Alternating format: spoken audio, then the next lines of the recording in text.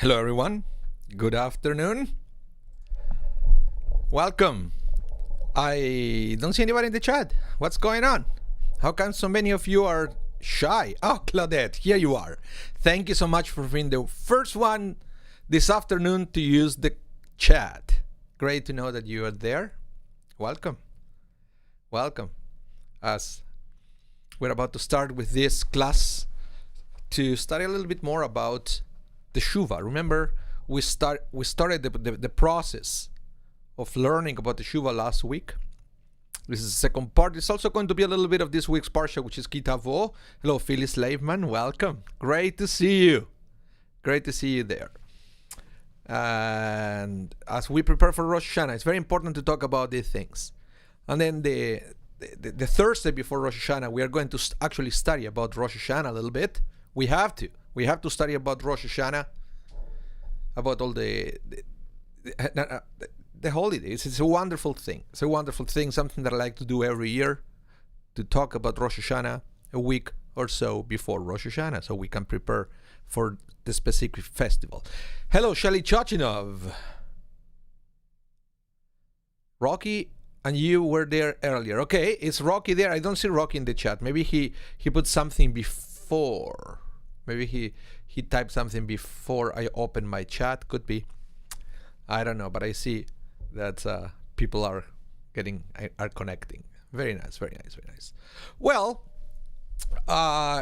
yes. Judge Rocky Pollack says Hineni, in a very interesting spelling for the phonetics. Hineni. Here I am. For those of you who don't know, the expression Hineni, it's a very powerful one in the Torah. Very powerful one. It's like when God calls you, when God appoints you to do something great in this world, our heroes in the Torah, they all answer, Hineni. Here I am. And it's a very nice word. And actually, let me tell you a story, because my mother, she lives in Argentina, and she has a very good friend. He's not Jewish, he's evangelical, very religious man, and he belongs to a church that has very close ties to Israel. And he's a butcher, and he sells chicken. He sells chicken specifically, and he wanted to have some kind of Hebrew name for his shop. He was about to move to a different place. He had this amazing opportunity to lease a new place that would be better for his business, the location and the size and everything. And he wanted something Hebrew, something from the Bible. And so he asked my mother, say, can you ask your son, who is a rabbi, if he can suggest a Hebrew word for my shop? And then I said, sure. The shop should be called Hineni. Because for different reasons. Number one, because the man is a religious man, but also people will know where he is. Hineni, here I am. And guess what? My mom sent me a photo, and he actually called his butcher shop Hineni. I should find it next time. If I can find it next time, I will put it on screen so you can see the photo. It's on my cloud somewhere. It was a couple of years ago. So I will try to find it for all of you. Hello, Judy. Sharak, welcome to the class. Great to see you. So let's begin. Let's begin with the class. Hineni, here I am.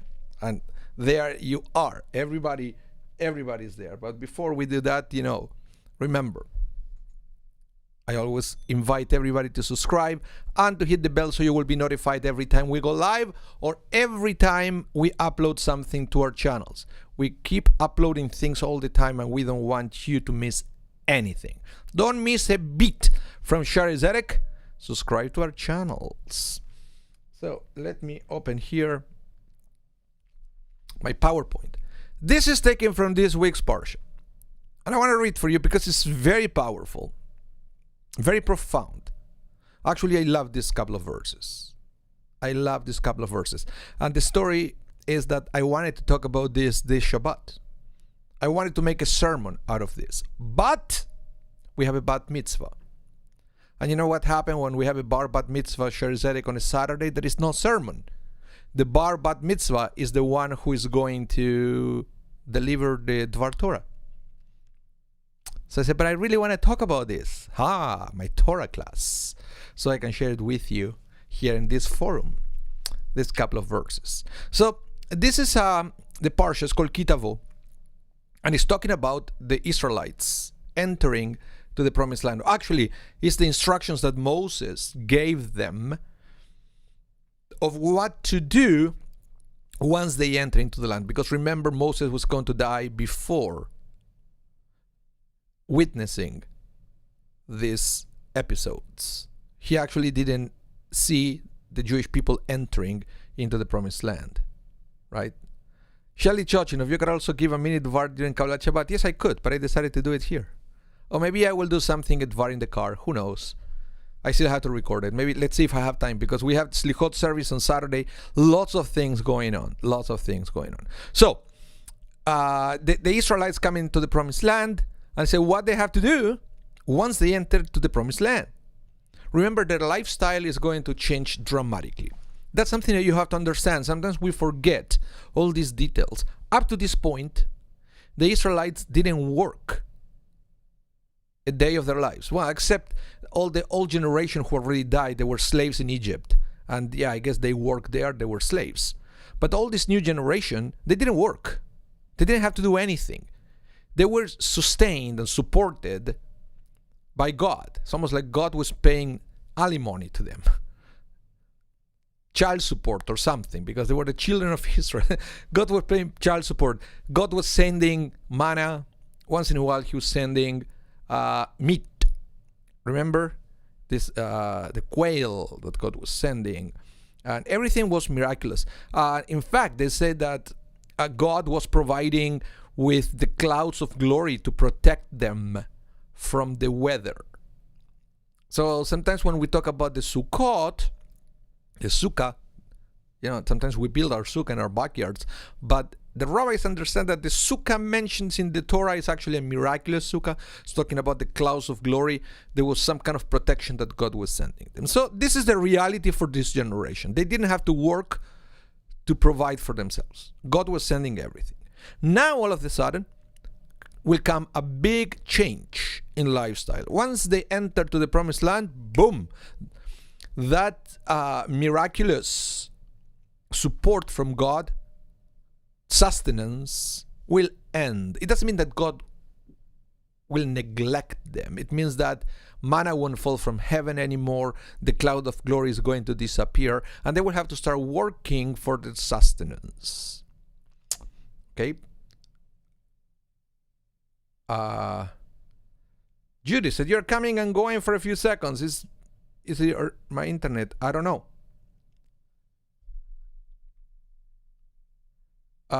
It's when this one from the service. I don't know. I have no, according to my computer, I am on the green zone. That means that my internet is good. But if there is anybody else who has a problem with the connection, please let me know. It's not that I can do much, but please let me know. Yeah. So Shelley says, keeping them alive. Yeah. God kept them alive. But the point is they didn't have to work. And that's why once they enter to the promised land, they have to start working. They're going to become farmers. They're going to have cattle. They have to start buying and selling. And everything that you will see in a city or in a town, in a village, they will have to open businesses and so forth. It was different. It was a different lifestyle. And Moses is preparing them for whenever that happens. So that means that that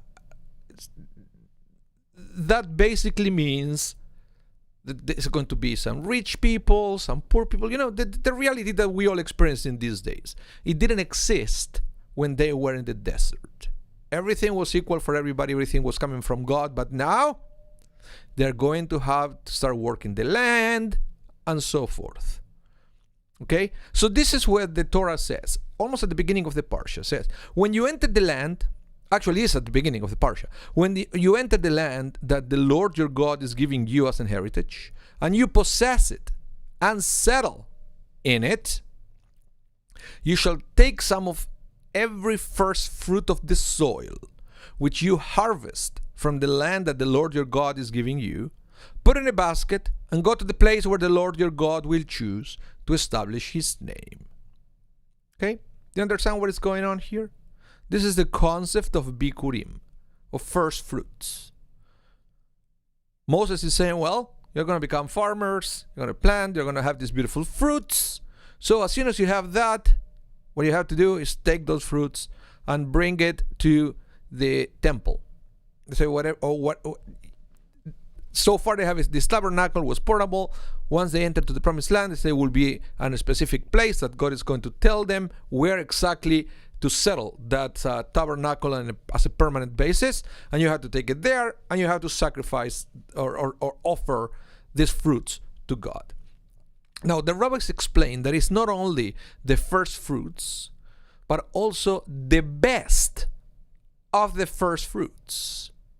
It's the concept of the choicest to God. Have you ever heard that? Have you ever heard that expression, the choicest to God? Is this concept of looking to the best of the best, and that's exactly what you are going to offer to God. Same principle will apply, for example, to animal sacrifices. It has to be the most perfect animal you can find within your animals, and that's what the thing you're going to present to God. Same thing happens with every mitzvah that we observe. We don't just do a mitzvah, we always try to beautify the mitzvah and to make it pretty, because it's something that we dedicate to God. Shelley, you said, yeah, without blemish, but it's not just without blemish. Even within the animals without blemish, the one that you feel that is the best. And that's what you offer to God. So, but you see, for example, we have the mitzvah to put a mezuzah in our doors. But it's never just to put on a mezuzah. We always try to put a beautiful case. We buy it, we pay for it. We pay sometimes a lot of money because it's pretty. While in reality, the only thing that we should do is to put this kind of parchment with the Shema Israel, nail it to the frame of the door, and that's it. You will fulfill with the mitzvah just with the bare minimum. But no, we go to the Judaica and we buy the case, and it's because we like to give the best to God. Same with the talit, when we put the prayer shawl. Yeah, you can put any shmat on your shoulder, you put it tzitzit and you fulfill the mitzvah, but no, we try to buy one that is pretty, and we have the atara, the part that goes on the neck that is usually extra pretty, and we pay extra money for it, and so forth. Okay, so the choicest to God. And I believe that this is a principle. It's not something that applies just to farmers and just to fruits. It's something that we have to understand in our lives. What does it mean, the choices to God? Well, for starters, you need to train yourself to find the best on everything. Sometimes it's not easy. If you are used to find the problem on everything, then it's very difficult to find the best on everything. So isn't that interesting that as soon as they enter the land, Moses is telling them, as soon as you enter the land, you have to find the best of the fruit. And then use that principle to find the best of everything, because it's beautiful. And that is what you dedicate to God. And I believe that everything that we do, when it's done in an ethical way, when it's done in a positive way, is something that we dedicate to God. But don't take just my word for it. Let's read other rabbis to see what they say. So here we have Maimonides. This is what Maimonides has to say about the topic. He said, everything that is for the sake of God should be the best and most beautiful.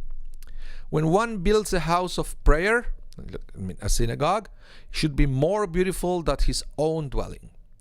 When one feeds the hungry, he should feed him of the best and sweetest of his table. When one clotheth the naked, he should clothe him with the finest of his clothes.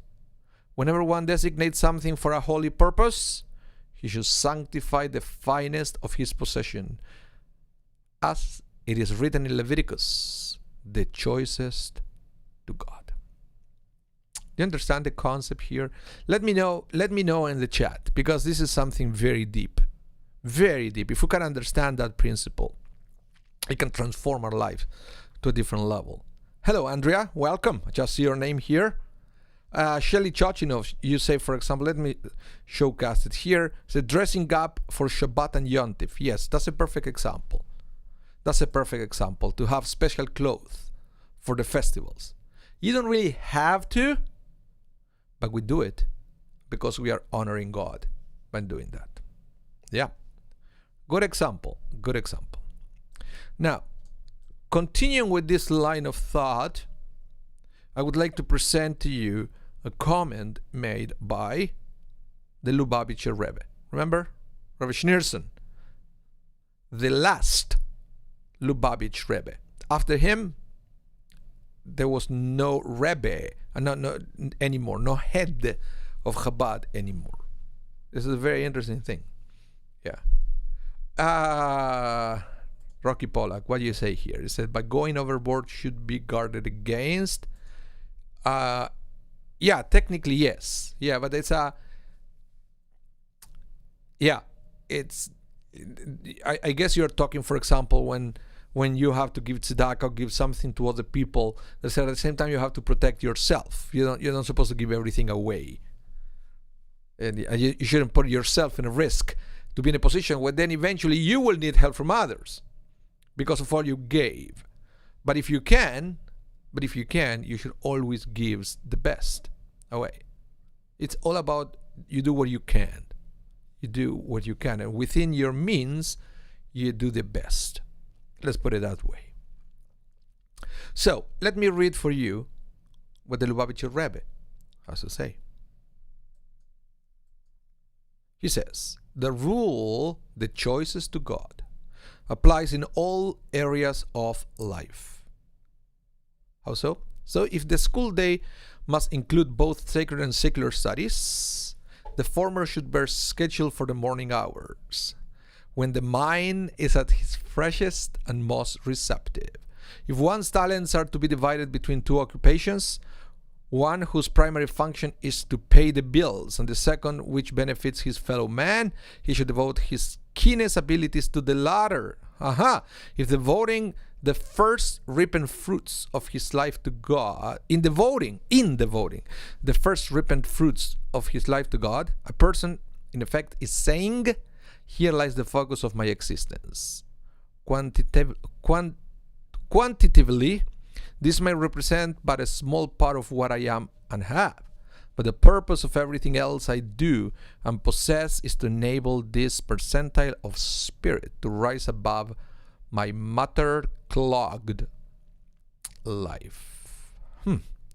This is a very interesting philosophical principle that he's presenting here. Is in the sense that what is a priority in our lives? We usually neglect our spiritual life to have more time and more energy for a material life. It's very common. Sorry, I cannot go to shul this morning. I have so much work to do. That's just one example. Well, I can't really send my kids to Hebrew school because it's too expensive. And then I won't have enough money to take that vacation that I like to take. And so forth. This is just a couple of things that I heard in the past. You probably heard other examples. But it says here is that sometimes we have to learn or relearn our priorities from a Jewish point of view. And the concept of the choices to God is a guide. It should be a guideline to help us decide what is important and what is secondary. But at least let's put it that way. And I believe, and this is why, out of all the parsha, I decided to bring this verse to you guys because I believe that it's deeply connected to the concept of teshuvah. This is basically when we go back in retrospective and we analyze the year that is ending, this is one of the things that we have to consider. The balance. How much of our time, of our energy, of our creativity went to the spiritual side of our lives, and how much it went to the material side of our lives. If you're satisfied with the way you're doing things, there is nothing to do. But if you're not, this is a time to plan, okay, what can I do different next year? And I'm not talking about a radical change here. I'm talking about adjustments of our lives. What can I do to adjust my life to add a little bit more to the spiritual side? It's as easy as that. As easy as that. And then we do teshuva. Then we repent. We say, I did this wrong. I'm going to do it better next time. So that's why I wanted to connect the topic of the choices to God with the teshuva. Now let's go back to Maimonides. Because let's talk specifically about teshuva.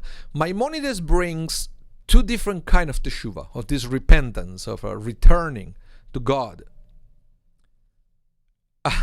Rocky Pollack, it says, sounds like a theme for the annual appeal, Rabbi.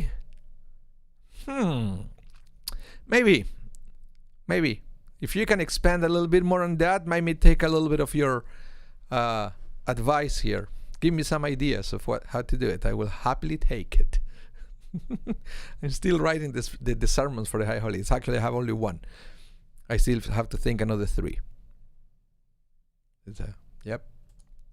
So, let's go to Maimonides. I said Maimonides is talking about two different kinds of teshuva. Funny thing. He said one is teshuva, and the other one he called it complete teshuva. Okay? Complete teshuva. So let's start first with the complete teshuva. And then we will downgrade to just teshuva. And we see the difference between one and the other. Okay? So, let's go to Maimonides, The Laws of Return, chapter 2, section 2. He says, what is complete teshuva? Well, that is when a person who confronts the same situation in which he sinned, when he has the potential to commit the sin, yet he abstains and does not commit it because of his teshuva alone, and not because of fear or a lack of strength. For example, a person engaged in illicit sexual relation with a woman. Afterwards, they meet in privacy, while his love for her and his physical desire still persists. Nevertheless, he abstains and does not transgress. This is a complete teshuva. Okay? Hi, Claudette. Thank you so much. I will highlight there. Thank you. We are so happy to be here for everybody. That's what makes us happy, to serve the Jewish community and the world in general. So thank you. So let's continue with Maimonides. Well, now he's going to talk about teshuva. Not complete teshuva, but teshuva. So what constitutes just teshuva? Well, that a sinner should abandon his sin and remove them from his thoughts, resolving in his heart never to commit them again, right? And we read in the book of Isaiah, may the wicked abandon his ways. Similarly, he must regret the past, as Jeremiah says, after I returned, I regret it. A person might reach the level where he who knows the hidden God will testify concerning him that he will never return to his sin again in Isaiah.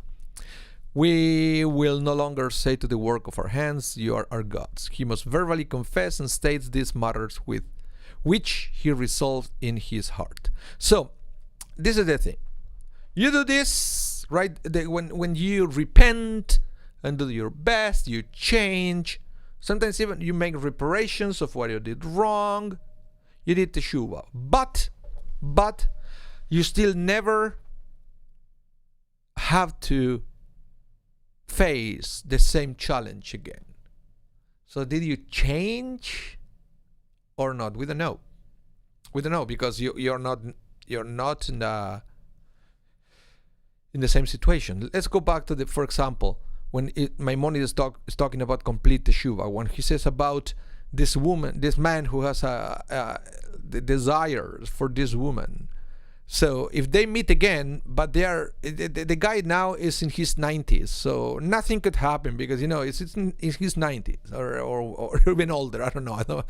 And it's not the same that if it's a young man that he still has the opportunity to do it again, but he doesn't do it.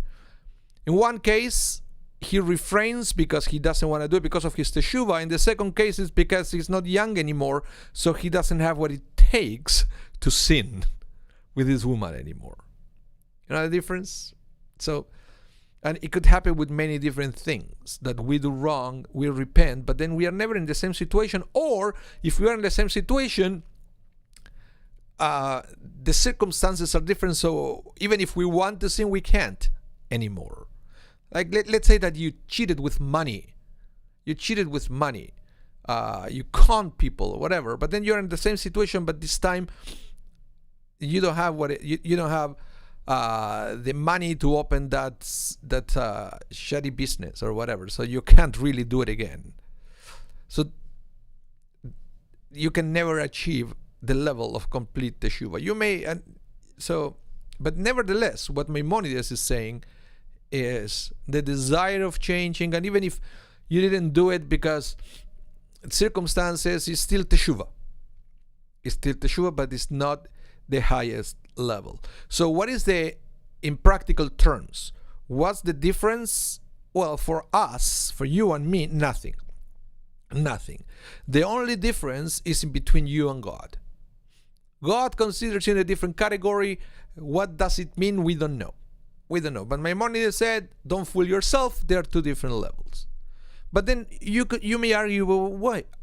I'm telling you, I really changed. I'm a different person. But are you telling me that I can never achieve the level of complete teshuva until I put myself in the same situation? Well, the rabbis make it very clear. No. You should never purposely put yourself in a situation to see if you change or not. That is forbidden in Jewish law. We are only talking about if life puts you in the same situation. So remember that. Even if you forget everything else about what I said in this class, you should never put yourself in a situation to see or to experience if you're going to sin or not. That clear? Very important. Very important to remember that. Never put yourself in that situation. That's not the way it works. Okay? So where did Maimonides learn this from? Well, two places, according to him. Two places. Number one, from the Talmud. Number two, from the book of Genesis. So I want to show you a little bit these other sources dealing with teshuva that they were the inspiration to Maimonides' work.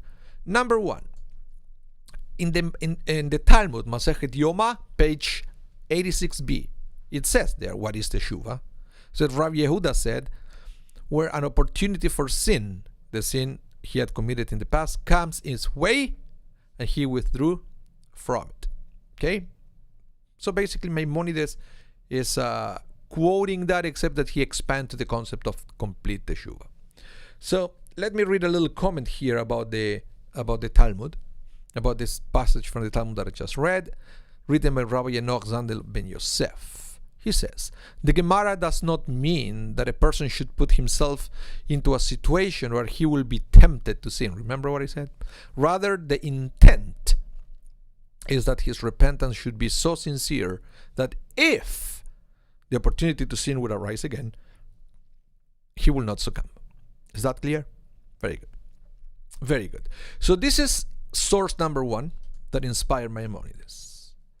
Number two is, as I mentioned, and that is the most important one, the most important source of inspiration for Maimonides, is the text from Genesis, where it's talking about Joseph. Remember Joseph from the Bible?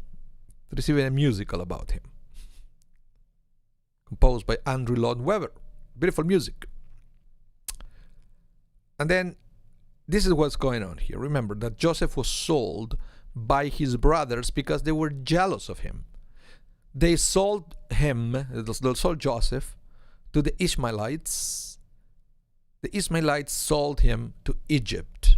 Eventually, Joseph became Egypt's viceroy. And then eventually his brothers came to him looking for food. Joseph recognized them, but they didn't recognize Joseph. I guess Joseph was dressed like an Egyptian. So here is the opportunity for Joseph to crush his brothers for what they did to him.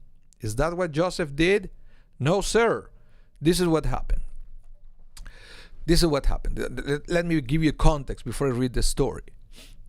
Joseph said, pretending to be an Egyptian, that they have to bring their little brother with them. Because remember, Benjamin was staying in Canaan. He didn't come to Egypt. Why was Joseph so eager to see Benjamin? Because remember, all the tribes of Israel came from two different sources, either from the matriarch Leah or the matriarch Rachel. Okay? So the only two coming from Rachel were Joseph and Benjamin. So the Torah makes it clear that Joseph was Jacob's favorite because he was the son from Rachel, who was his favorite wife. Simple as that. Now with Joseph gone, who do you think was the favorite on Jacob's eyes? Of course it was Benjamin. So these brothers that sold Joseph out of jealousy, most likely they now wanted to get rid of Benjamin, but they couldn't because they saw how their father was so depressed for what they did to Joseph, so they didn't want to do anything, and then maybe the father would suspect that it was something weird. But now Joseph, what he's doing here is giving them an excuse to get rid of Benjamin. The brothers can go back to Canaan and say to Jacob, look, Benjamin did something very bad in Egypt, so he's in jail now. And he will probably be put to death for what he did. We didn't do anything. We didn't even want him to go there. But this viceroy of Egypt, he insisted. And now Benjamin did something so terrible that he has to stay there. So let's read the story. What Joseph did to create all this. Then Joseph told the man who took care of his house, fill the man's, when he said the man's, he's talking about all his brothers, okay, bags with as much food as they can carry, and put each man's money in his bag. So basically, return their money secretly. But also, put my silver cup in the bag of the youngest, Benjamin, with his money for the grain. And he did what Joseph has told him to do. Early in the morning, the men were sent away with their donkeys. When they had left the city and were not far away, Joseph said to the man who took care of his house, get up and follow the men. When you come to them, say to them, why have you returned bad for good? Why have you stolen the silver cup? It is not my Lord's drinking cup that he uses for telling about the future. You have done wrong. So he came to them and spoke these words to them. And they said to him, why does my Lord say these things? In other words, are you nuts? We didn't take anything. Your servants will never do such a thing. Remember how we returned to you from the land of Canaan with the money we found in the top of our bags. Because I guess the first time they came also, they returned the money secretly. Why then will we steal silver or gold from your owner's house? If the cup is found with any of your servants, let him be put to death, and the other of us will be your servants. And he answered, let it be as you say. He who is found to have the cup will be my servant, but you others will be without blame. Then each man put his bag down on the ground in a hurry and opened it. The man looked for it, beginning with the oldest and stopping with the youngest. And the cup was found in Benjamin's bag. Then they tore their clothes. After each man loaded his donkey again, they returned to the city. Why would they return to the city? They were free to go.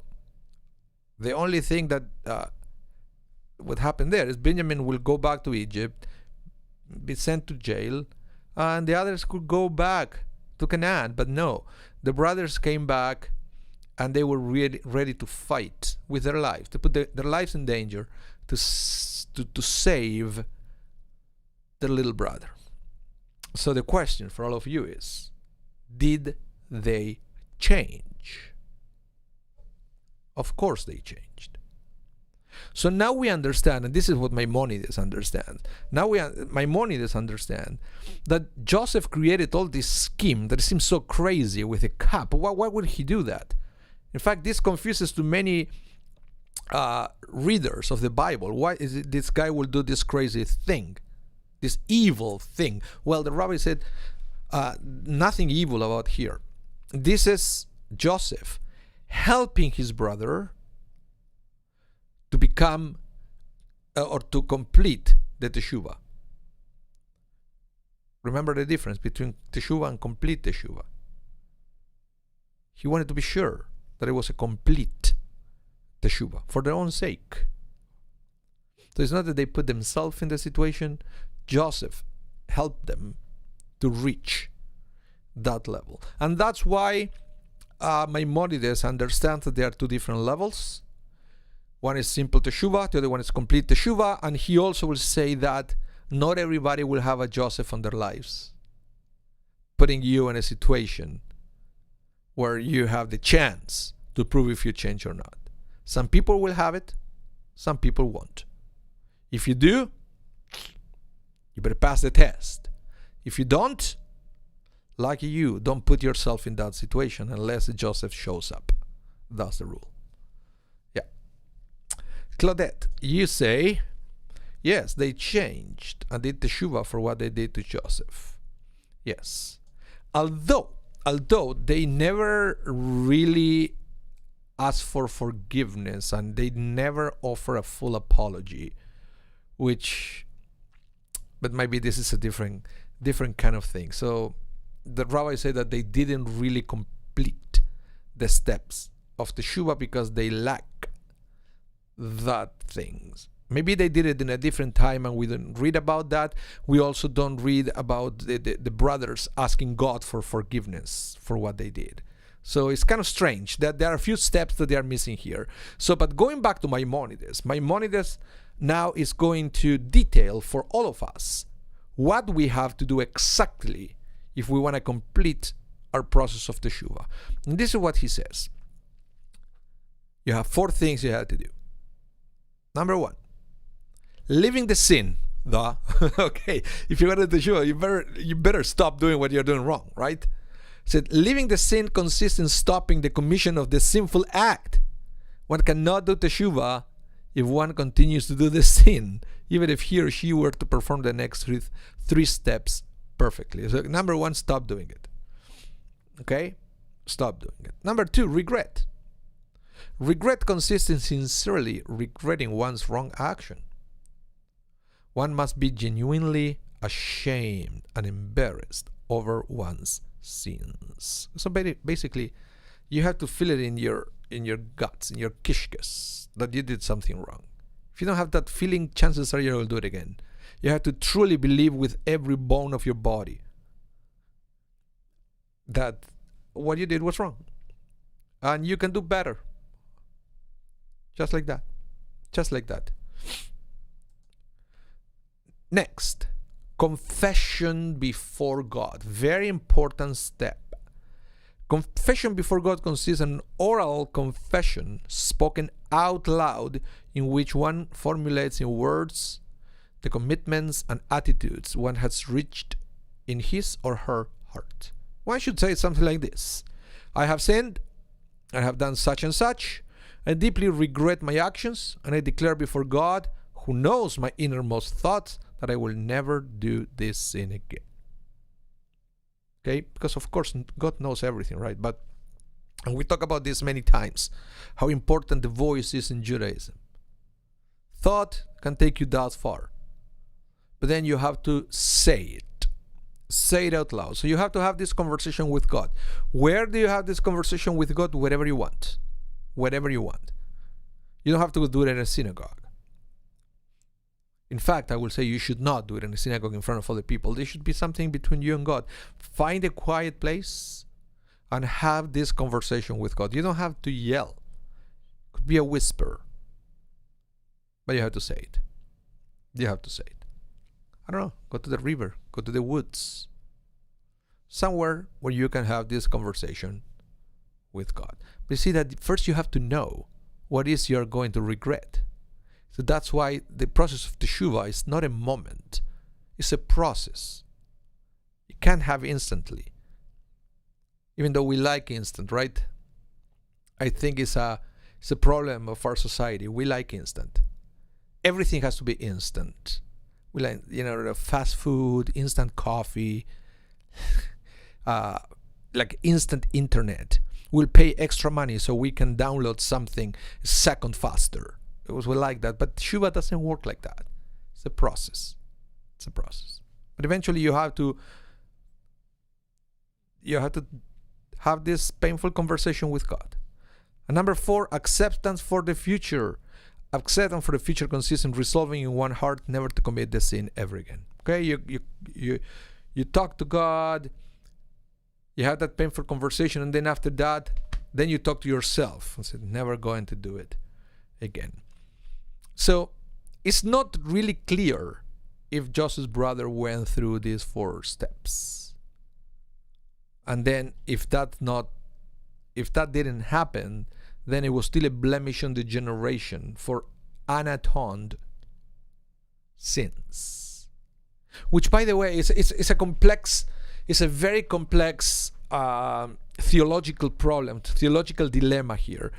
Because if you come to the Yom Kippur service, you will see the Ele Ezkera text, which I don't really like it because of the theology behind, but it's something that I remember having this conversation with Rabbi Green before. Very difficult to get it out of the liturgy because people are so attached to this prayer. But the Ele Ezkera is talking about the death of all these rabbis in the Roman period. And the theology behind is they came to this world to atone for the sins of the brothers of Joseph because they didn't complete the teshuvah. So it was almost like these sins that they were floating, hovering around from generation to generations until these rabbis came and they suffer and they atone for their sins, which is a terrible concept. And we have prayers about it. And people loved them, but they never knew where they're coming from. But yeah, they're part of our liturgy. So we try to find different meanings behind it, right? And I guess at the end of the day, if you remove the historical facts of it, or whatever you want to call it, it's a moment of reflection of the reality of not dealing with our sins, of never changing, never fully atoning from our mistakes. And I guess it's important to think about in Yom Kippur, I would think. But I don't know. I would probably have thought a different way to do it. But let's move on, because everything so far so good, but there is a big but here, and it is the above steps only work for sins committed against God. For sins committed against other people, one must first ask forgiveness from that person before God will accept the teshuvah. So you have one more step, which is not only talk to God, but you have to talk to the other person as well. So this is the source of the practice that many Jews to contact all of their family, friends, and co-workers during the month of Elul, which is the last month of the year, to ask for forgiveness for anything we may have done to upset them during the past years. These 4 steps are, of course, only valid if we do teshuvah after the fact.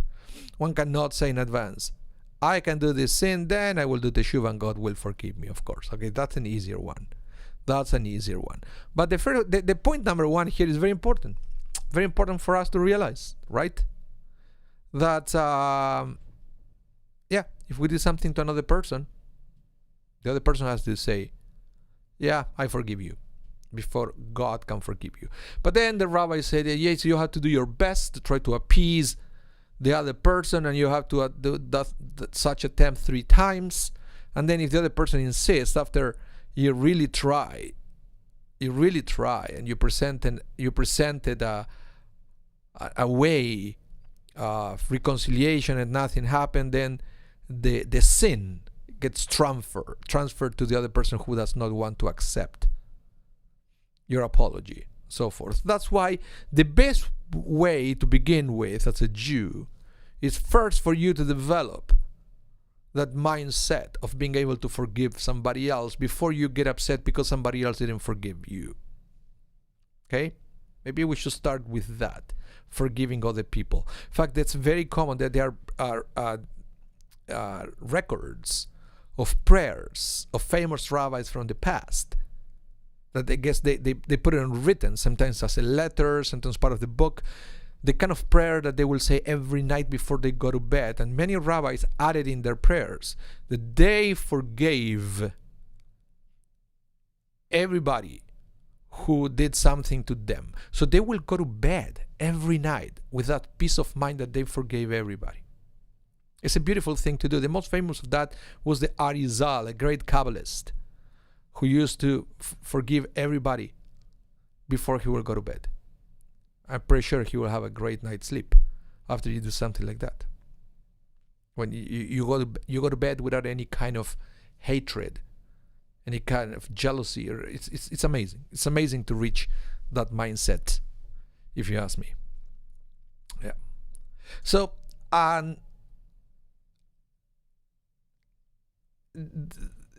the interesting thing here is that this is also something that we explored this last week. It's a consequence of the free will that we have. Free will. That we can do it. We all have what it takes to engage in the teshuvah process. Not saying it's easy, but we have what it takes. I'm not saying that there are sometimes exceptions to this rule. One of the exceptions that I wanted to present with you, to be fair, is the Pharaoh. Remember, Exodus 9:12 said, "But the Lord hardened Pharaoh's heart, and he would not listen to Moses and Aaron, just as the Lord had said to Moses." So in other words, what it's saying here, what it seems to imply, is that God removed the free will of Pharaoh, so Pharaoh will not do teshuvah. Why is that? Because had Pharaoh did teshuvah, then he will atone for everything bad he did, and then there will be no plagues, and then the book of Exodus probably will have never been written. So God already made God's mind to punish Pharaoh for all what Pharaoh did. So God removed the possibility to do teshuvah from Pharaoh, which is a very bold philosophical statement or theological statement. The possibility that in certain cases a person is so bad and so evil that the punishment is that you will never be allowed to do teshuvah even if you want. Have you ever thought about that? Very interesting. Carolyn Lewis Smith. Hello, Carolyn. Sorry, I didn't say hi to you. And you put something very, very nice here. It says, surrender the problems to God at night. New outlook in the morning. Yes, this is something also that we forget sometimes too. We keep carrying all these problems in our shoulders when we should actually say, God, I pass this to you and help me in everything. Yeah, it's a beautiful thought, Carolyn. Thank you so much. Thank you for that. Okay, so now there are some alternative views of this verse from the book of Exodus. One view is Maimonides, as I mentioned, said Maimonides says that sometimes you are so evil that that the punishment for you will be God will remove from you the possibility of doing teshuvah, so you have no way to avoid punishment. Because if you change, and this is part of the prayers of the High Holy Days, hopefully we are going to study this. We're going to study this during the next few weeks about the theological concept of what we say during the prayers of the High Holy Days. That when you do teshuvah, you basically are changing the verdict from God. So God didn't want Pharaoh to force a change of verdict. So what God did is removing the free will. How does work? Well, it seems to be implied that it will be, for example, the people around you, that what they are going to tell you in a way that you will never find the clarity to change your actions. If you have people still telling you how great you are, even though you know that you're doing everything wrong, so sometimes people can influence you, and things like that. That was God hardening Pharaoh's heart. But there are alternative views. Some other rabbis will say, no, Maimonides, you're reading everything wrong. It's not about God removing the free will. It's all the opposite. It's God actually restoring the free will. So this hardening Pharaoh's heart is God restoring the free will. And you say, what? How is that? How can that work? Well, think about it. Try to imagine that you are Pharaoh, and God starts sending you all these plagues, and said, if you don't let my people go, I will send you another plague that was going to be worse than the previous one. What would you do? If you ask me, I would say, okay, get out. Do I believe it? Not really. I will do it because I will be afraid of the plague, not because I truly believe that you have to leave. But if God is hardening Pharaoh's heart in the sense that the plagues are not going to modify his decision, that means that if the Pharaoh will allow the Israelites to leave, it's going to be because he truly believes it, not because he's afraid of the plagues. That's another interpretation of this, but I just wanted to put here that Maimonides does believe that in some cases our actions are so bad that we lose our privilege to have free will. And I have one more text for you, and it's the one that it says, and this is coming from the Midrash, that God's greatest wish for all of us during the high holidays, and in fact during the whole year, is for us to do teshuvah. God is not in the punishing business. God is eager for us to return, to change, to improve. In other words, going back to the beginning of the class, so we become the choicest to God. We become the best version of ourselves before we even dedicate ourselves to the life of God, to serve God. First became the choicest to God, and became the best version of yourself. So this is what the Midrash says. Wisdom was asked, what is the fate of the transgressor? Wisdom replies, evil pursues iniquity. Prophecy was asked, what is the fate of the transgression? Prophecy replied, the soul that sins, it shall die. The Torah was asked, what is the fate of the transgressor? The Torah replied, he shall bring a guilt offering, a sacrifice, right? And he shall atone for him. But God was asked, what is the fate of the transgressor?